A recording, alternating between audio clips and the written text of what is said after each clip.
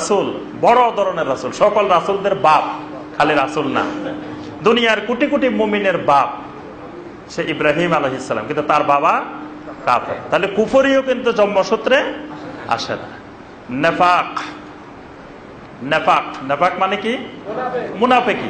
মুনাফিকিও কিন্তু জন্মসূত্রে স্থানান্তর হয় না। যদি স্থানান্তর হইতো তা আব্দুল্লাহ ইবনে উবাই, মুনাফিকদের প্রধান যিনি লিডার, তার নাম কি? আব্দুল্লাহ ইবনে উবাই। আব্দুল্লাহ ইবনে উবাইয়ের ছেলে, আব্দুল্লাহ ইবনে উবাইয়ের যিনি ছেলে, তিনি বড় সাহাবীদের একজন। সুবহানাল্লাহ। তিনি মুনাফিক ছিলেন না, কিন্তু তিনি মুনাফিকের ছেলে।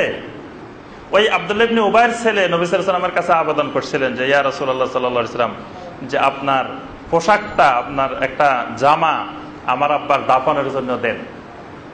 নবী সাল্লাল্লাহু আলাইহি ওয়াসাল্লাম ওই সাহাবীকে এত বেশি ভালোবাসতেন, ওই সাহাবীর অনুরোধের প্রেক্ষিতে নবী সাল্লাল্লাহু আলাইহি ওয়াসাল্লাম জানেন এই লোক মুনাফিকের লিডার, কিন্তু তারপরেও নবী সাল্লাল্লাহু আলাইহি ওয়াসাল্লাম নিজের পোশাক, নিজের জামা দিয়ে দিয়েছেন আব্দুল্লাহ ইবনে উবাইয়ের জন্য। আল্লাহু আকবার। নবী সাল্লাল্লাহু আলাইহি ওয়াসাল্লামের জামা তাহলে কি ওয়াইস করুনেরই দিছে না আব্দুল্লাহ ইবনে উবাইয়ের দিছে? আমাদের দেশে ওয়াজ নসিহতে শোনা যায় যে আল্লাহ রাসূল নাকি জুব্বা দিয়ে গেছে কারে? ওয়াইস করুনের। এটা সম্পূর্ণ ডাহা, মিথ্যা কথা। ওয়াইস করুনিকে নবী সাল্লাল্লাহু আলাইহি ওয়াসাল্লাম কোন জুব্বা দেন নাই। নবী সাল্লাল্লাহু আলাইহি ওয়াসাল্লাম জুব্বা দিয়েছেন কাকে? মুনাফিকের লিডারকে, আব্দুল্লাহ ইবনে উবাইকে। এবং আব্দুল্লাহ ইবনে উবাই এই মুনাফিকের লিডার, নবী সাল্লাল্লাহু আলাইহি ওয়াসাল্লামের জামা মোবারক, তার গায়ে কাফন পরায়ে তাকে দাফন করা হয়েছে। তাহলে নবী সাল্লাল্লাহু আলাইহি ওয়াসাল্লামের জামা মোবারক কি আব্দুল্লাহ ইবনে উবাইকে আযাবে কবর থেকে রক্ষা করতে পারছে? আমাদের দেশে মাঝে মাঝে দেখবেন ওই বিভিন্ন জায়গায় ক্যালেন্ডারে বিক্রি করে নবী সাল্লাল্লাহু আলাইহি ওয়াসাল্লামের জুব্বা মোবারক, টুপি মোবারক, লাঠি মোবারক, এরকম বিক্রি করে না? অনেকে বরকতের জন্য এগুলো ঘরে ঘরে যে লাগাই রাখে। এই পোস্টার গুলো কিনে কিনে দেখবেন অনেকের ঘরে লাগানো থাকে। আবার সে কোনো জায়গায় যদি কোনো মসজিদে বা কোনো জায়গায় নবী সাল্লাল্লাহু আলাইহি ওয়াসাল্লামের কোনো একটা জিনিস আসছে এই খবর যদি পায়, মানুষ ওইটা দেখার জন্য হুমড়ি খেয়ে পড়ে। মাঝখান দিয়ে আমরা কত রমজানে না কখন দেখলাম যে বাংলাদেশে এরকম কি একটা জিনিস আসছিল, যে নবী সাল্লাল্লাহু আলাইহি ওয়াসাল্লামের কি পার্টি নাকি কি একটা জিনিস নিয়ে আসছিল বাংলাদেশে। তাহলে বোঝা যায় যে নবী সাল্লাল্লাহু আলাইহি ওয়াসাল্লামের স্বয়ং জামা মোবারক গায়ে দেয়ায় দাফন করাইছে, তারপরেও এই লোক আযাবে কবর থেকে, মুনাফিক থেকে রক্ষা পায়নি।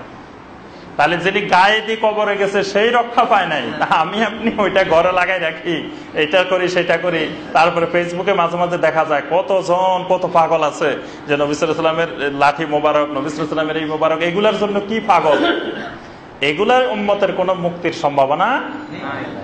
উম্মতের মুক্তি হলো সুন্নতে রাসূলুল্লাহ সাল্লাল্লাহু আলাইহি ওয়াসাল্লাম। নবী সাল্লাল্লাহু আলাইহি ওয়াসাল্লামের সুন্নাত মজবুত করে ধরতে হবে, এটার মধ্যে উম্মতের কল্যাণ।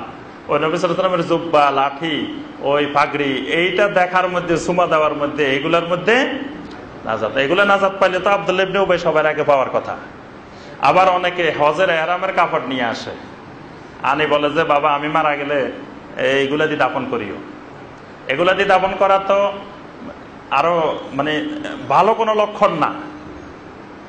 জাহিলি যুগের মুশরিকেরা আল্লাহর ঘর বাইতুল্লাহ তাওয়াফ করতেন, নিজের কাপড় চোপড় খুলে রেখে এসে উলঙ্গ হয়ে তাওয়াফ করতেন। কেন উলঙ্গ হয়ে তাওয়াফ করতেন? যে আমরা যেই কাপড় চোপড় গুলো পরতেছি এগুলো পরে গুনার কাজ করতেছি, সুতরাং এই গুনার কাপড় নিয়ে আল্লাহর ঘরের সামনে যাওয়া যাবে না।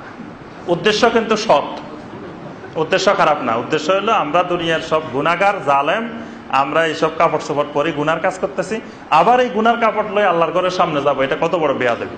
তার চেয়ে আল্লাহ আমাদেরকে যেইভাবে কাপড় চোপড় সারা দুনিয়ায় পাঠাইছে সেইভাবে যাওয়াটাই বরকত। এটা মনে করে তারা এইভাবে আল্লাহর ঘর তাওয়াফ করছে।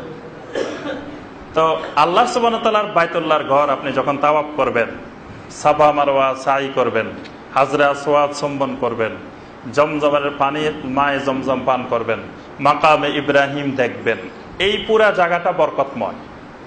এখানে আপনার কি হচ্ছে? গুনাহ মাফ হচ্ছে। এখানে মাগফিরাতুজ যুনুব। তা আপনার যেই কাপড়ে গুনাহ মাফ হচ্ছে, তো এই কাপড়ের মধ্যে কি বরকত নিহিত আছে? বরং এই কাপড়টা আপনি ওখানে রেখে আসার কথা। আরবেরা এই জন্য এগুলার বাড়িতে নেন, আরবেরা ওখানে ফেলে রেখে যায়। আর আমাদের দেশের লোকেরা এগুলো বরকতের জন্য অনেক জাহেলকে এরকম দেখি যে ওই জমজমের পানি দিয়ে ধোয়া শুরু করে।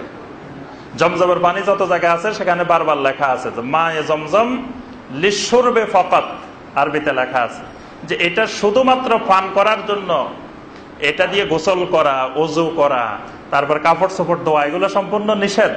কিন্তু আমাদের দেশের অনেক লোক দেখে যে গোসলও করে, জমজমের পানি দিয়ে গোসল করতেছে। এই জমজমের পানি দিয়ে তো আবু জেহেলও গোসল করতো।